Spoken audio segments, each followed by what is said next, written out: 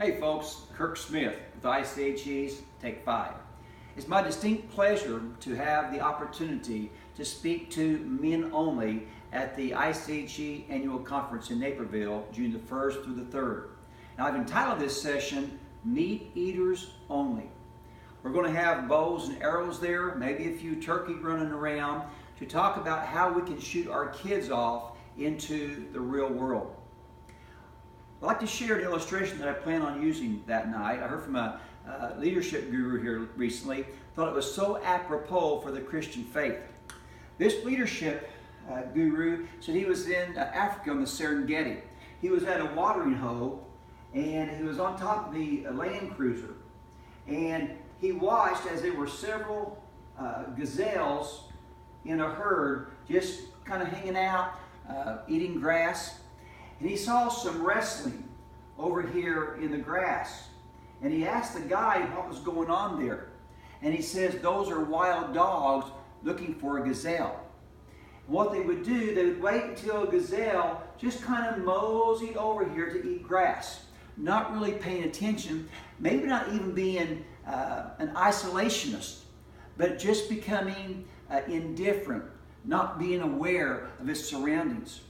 And when that gazelle got far enough away from the herd, these dogs would rush in here behind it and cut this gazelle off from the rest of the herd.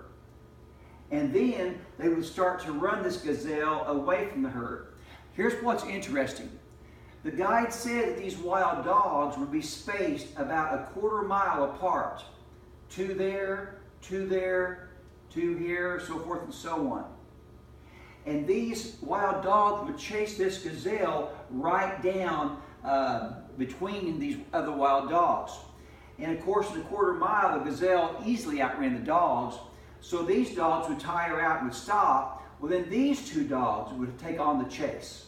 They would chase that gazelle to the next 1/4 mile to where they would tire out, and the next two would start in. And of course, they would go one till the gazelle was so worn out, and then the last dogs would pounce on the gazelle, and the whole family would then eat. And as I heard that story, I thought, wow, isn't that true of Satan? We forget that Satan has strategies too. And here's the sobering thought. Oftentimes, Satan's strategies has to work only one time to do a lot of damage in the life of a young homeschooling man or woman, boy or girl. Again, that's sobering.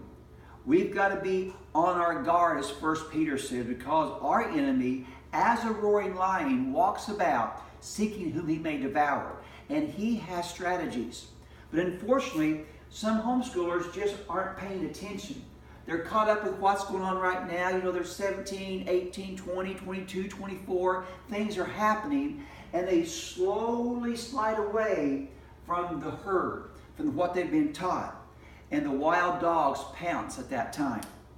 2 Corinthians 2:11 says, we are not to be ignorant of the devil's devices. That means for us parents, we should be training our kids how the devil works. We should be interacting with our kids, engaging with them. I know of fathers when their kids get to be 16 or 18, 21, and they take their hands off their young sons thinking they've done their job now. No, no, no, no, no.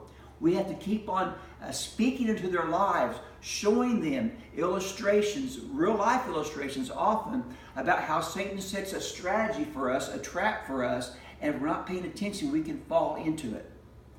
I don't want to see any homeschooling young man or young woman fall to the praise of the enemy.